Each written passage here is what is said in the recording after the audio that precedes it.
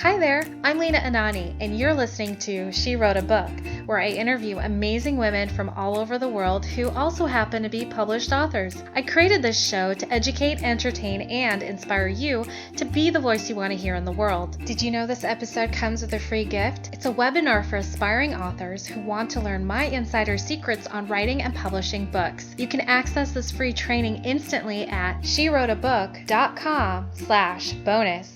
Now let's get started. You are listening to episode number 50 of She Wrote a Book, and today I'm interviewing Silvestre Godfrey, author of the book 30 Ways to Bloom Your Online Relationships, Say No to the Glorification of More and Deepen Your Existing Connections Instead. This book showcases 30 tips, challenges, and a few of the hundreds of experiences shared by the participants of the 30 Days to Bloom Online Challenge. Learn and implement new ways of deepening relationships with those you've already connected with. Taya is the founder of Story Bistro and the author of 2 books on marketing. She teaches workshops in brand storytelling and mentors creative solopreneurs, coaches, and authors on the art of building a heart-centered business. Again, her book is called 30 Ways to Bloom Your Online Relationships, Say No to the Glorification of More, and Deepen Your Existing Connections Instead. You can find the link to purchase her book in our show notes for this episode at SheWroteABook.com/50. So Taya, it's such a pleasure to have you as a guest today. I would love to know a little bit more about what inspired you to write and publish this book. Sure. Well, I am in marketing, as you noted, and one of the things that drives me absolutely bonkers is all of the hype around how big your mailing list needs to be, and I guess I wouldn't necessarily call them my colleagues, but several marketing people, are doing things to help people build their list, and those things, I believe, do not really nurture real human relationships, which is what we need if we want to have a successful business. So I thought, well, what would be the antidote to some kind of list-a-palooza, project where we would get people to actually practice being human beings online instead of trying to get people to sign up for their mailing list. And I enlisted the help of about 25 other people, and we put together this 30-day challenge, and it was very successful. So successful that everybody was like, can you put all these into a book for us? And I was like, sure, we can do that. So one of the things that I did was make this a fundraiser for mental illness, programs and services. NAMI was one of the beneficiaries of the sales of the book. And it really, the whole point of this book is to quit thinking about how big you can make your list or how big your empire is going to be, and really look at people as individuals, even when they're online. I mean, it's easy for us to do this when we're in person with people, but online stuff tends to get a little bit removed from the reality of human interaction. And so this was just a project to help us get back to, being friends again with people that we're already connected to. Like real friends, not like just social media friends. Yeah, well, I mean, of course, Yeah. it's social media is for sure. I mean, I'm friends with a lot of people I've never met in person, but I feel like I know many of these people intimately because of the conversations that we have. So I think that's what's missing from a lot of the hype around, having tens of thousands of people on your mailing list. Right. No, I love this approach. This is really good, and this is definitely the time for people to wake up to it, because I've also felt a little uncomfortable or not quite in alignment with what a lot of the gurus, the marketing gurus out there, or some of them have been saying about, like, it's all about building your list. And well, you make a very good point. You don't know those people. I mean, you could how well do you know everyone, and the relationships are important. So let me ask you this then. If What kind of hesitations or challenges have people had trying to implement the ideas that you shared with them, as far as like making the effort to build relationships with people? I think, I mean, I'm guessing here, but this is based off of some observations too, so I'm going to say it's an educated guess that a lot of people are just afraid to put themselves out there, to be the first one to reach out and say hello, or to kind of reveal a little bit more about themselves than just their bright, shiny business face, and have conversations rather than just, broadcasting whatever it is they're doing. So it's a fear thing at the heart of it. It's, um, when we're in a room with other people, it makes sense that you wouldn't just run up to everybody in the room and say, "Do you know what I'm doing? Do you know what I'm doing?" This is what I'm doing.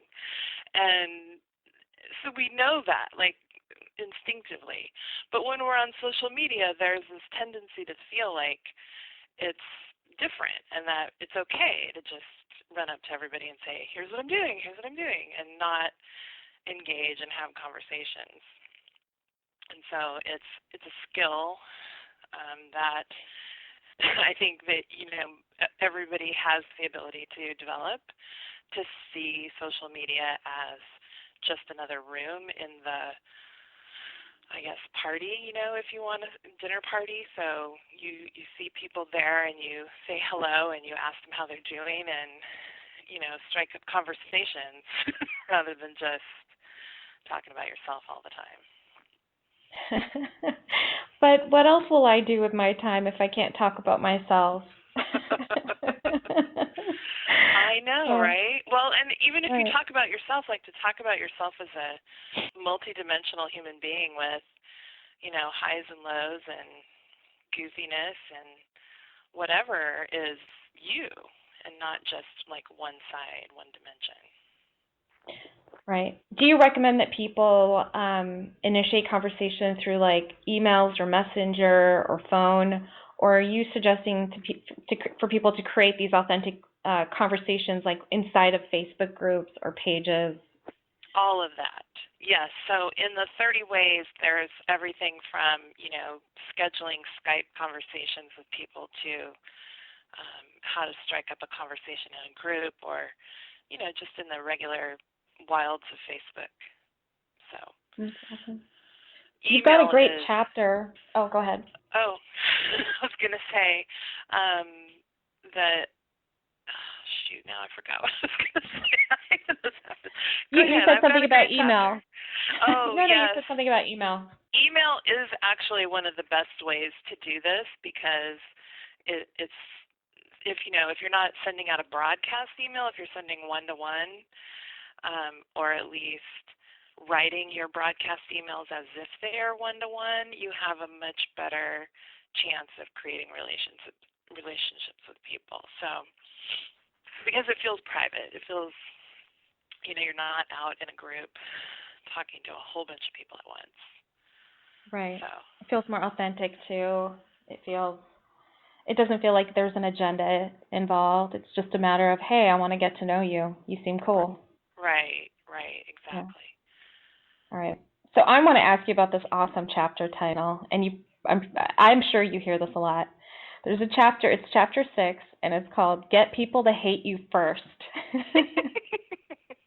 I need to know, what is that? Why? I mean, it's hilarious. I need to know what this means. Well, I think it's really about not being afraid to say what you really feel about something, right?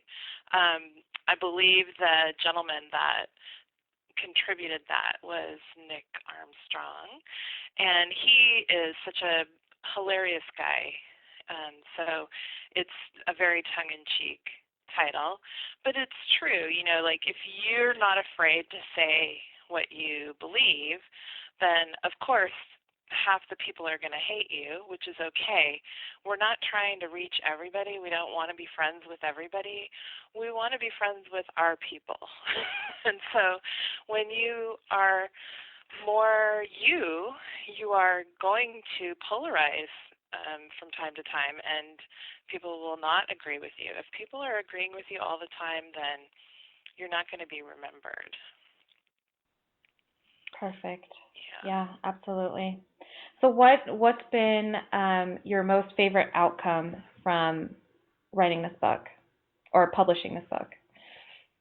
I would say the community that we created around this. So we had a private Facebook group where probably about 300 of the participants were there on a almost daily basis for a month, having conversations and sharing what they were doing. Seeing the responses that they had or that they were getting from people was very, very cool. They were just like, wow, this is actually working. And then, when we published, to be able to donate nearly $1,000 in profits to NAMI was awesome as well. Mental health is a big issue for me and my family.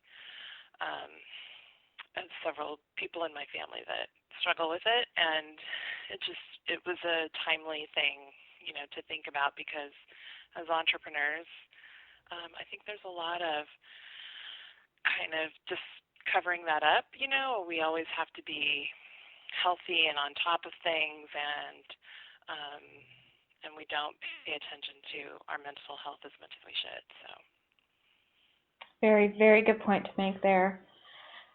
So, Taya, what do you love most about being an author? I think, writing is one of the best things in my life. I do all kinds of writing. I write poems and short fiction and lots of nonfiction. Calling yourself an author, versus a writer, it's a little bit of ego in there for sure. I have to not lie and say I really enjoy seeing a finished project with my name on it. Just, especially when it's high quality and it's out there and people are buying it.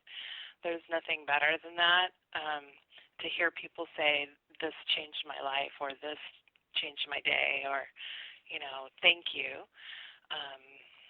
It makes you feel like you're actually doing something worthwhile. So I love that part of it.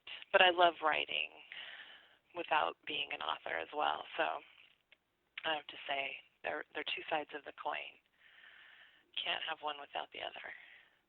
You can't. I don't think you can. I like to think of the term author as a creator of a project, whether it's a book or whether it's a movement or or a project or art or something. So I mean, an author is someone who gives life to something, and I feel like that's what you've done with this book and the awareness that you've created on so many different levels. So I have to disagree. I don't think there is, agree to disagree. I don't feel like the word author has ego attached to it. I think it's just a different understanding of the difference between writer and author, both being amazing. Yeah. Well, I think that it is okay. It's definitely okay to be like, I like to see my name in print, but that's not the only reason why we do it. It's definitely, there's the satisfaction of seeing a project through to the end and having it live on beyond you, Absolutely. It's like having a kid. It's like having a kid. Well, Taya, thank you so much for being our special guest today. We will have a link to your book in the show notes for this episode, and our listeners can find that at SheWroteABook.com/50 to learn more about our author and her awesome book. Taya, thanks again. It's been fun. Thank you. It was really fun. Love it.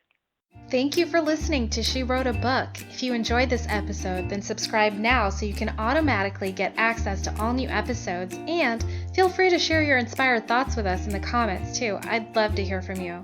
Are you ready to write your own book? Get started now with my quick and concise webinars so you can learn my insider secrets on writing and publishing your own book.